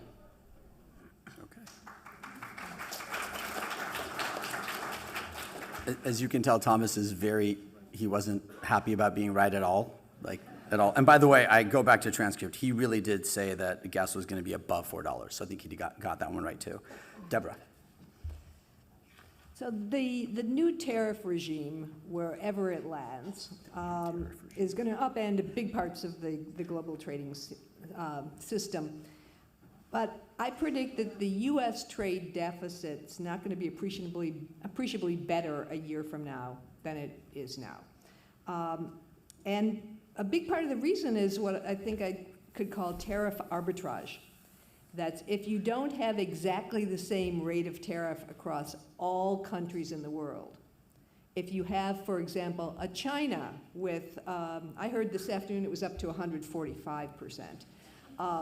That's with a tariff rate that's much higher than other countries, then there's an incentive for goods to be shipped not directly from China to the United States, but through some third country. And in fact, since the first Trump administration, China has established trade through Mexico into the United States. And now we just will have incentive for more of that. My second prediction, well, Chris says that every year I predict recession. I checked, it's only since 2018. But I'm thinking this is my year. Yes. And so I'm going to predict a year from now we're going to be in recession.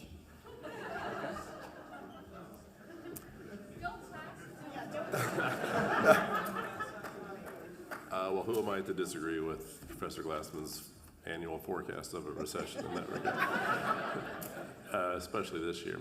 Okay, my prediction is that McDonald's is going to have to change the name Happy Meal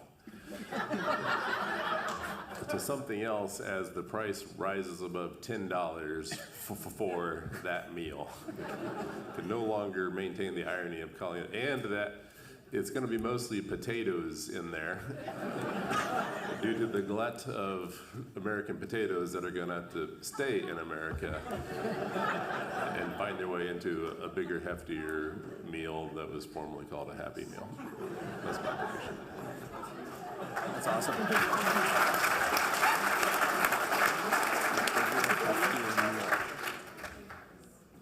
Okay, so I guess before predictions, so it seems that last year Ed said things can never get worse. In my experience, this is always wrong. Things can always get worse. Still before predictions, I also just want to point out that the VIX uncertainty index has doubled in the last week. This is not a good point to be making predictions. Okay, so for my actual prediction, I actually decided to go very cautiously optimistic, which is that the tariffs this time next year will be lower than the stated tariffs now. And because there's so much uncertainty over what the stated tariffs now are, I thought I should even clarify what I think they are. So I think the stated tariffs now are 145% on China, 25% on Mexico and Canada, 25% on steel, autos, some other sectors, and 10% on everyone else. So I think tariffs this time next year will be lower than that. Okay.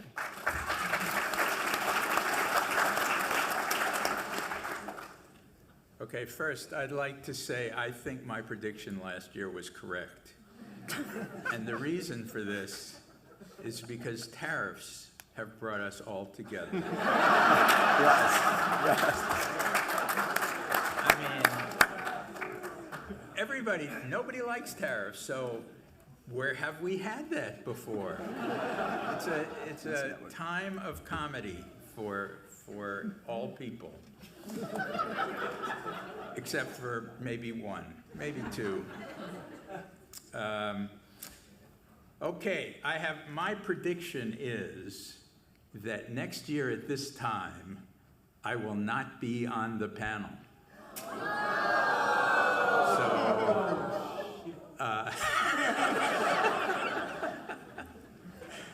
So I do plan. I've agreed to come to the event next year, but I will not be on the panel. And if you're wondering why this is, it's for many reasons. One is a lot of people who will start attending this are not my students anymore from the MBA program, and what can I expect them to know? how much, how much did I say today that depended on embarrassing you into thinking about stuff that you learned in my class? It's over. And so, my role here has diminished, and also my brain is diminishing. Now, you might not be able to tell that, but I have to deal with my brain every day. I have to worry about going down to my car and coming back up and doing 4 trips to the car to just get the stuff I have to take with me on a particular day. And so I think it is time to pass this along. I think we have too many panelists as it is, and notably me. So I think, with Debra and Phillip and Thomas and Chris and Dennis, you guys are in fine shape.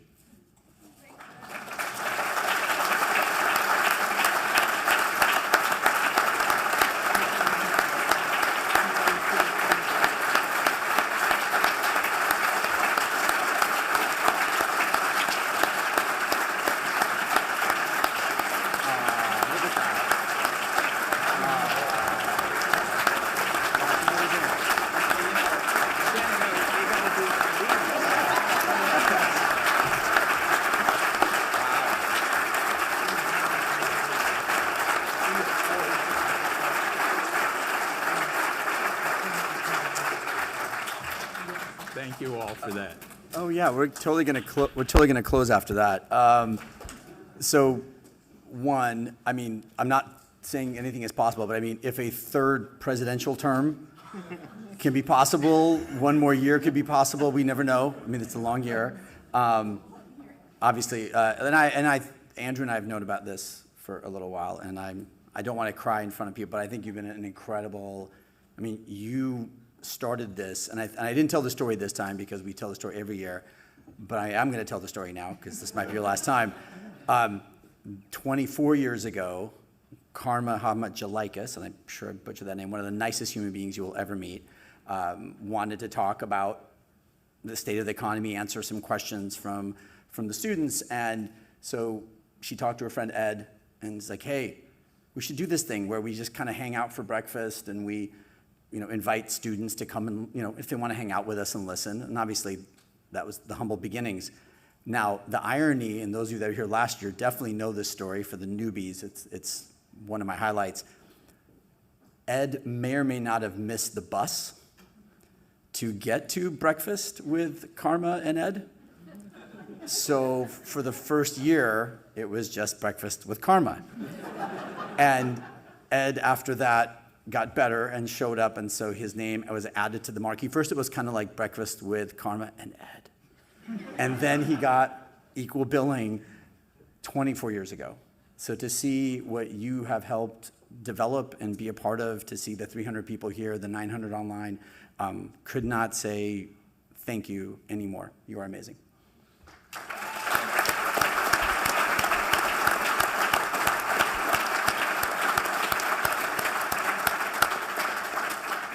And before we let everybody go, we do have a couple more thank yous to Andrew, Ashley, and Nabila, the crew that put this all together, that filmed this. We could not have done this without you. Thank you so much.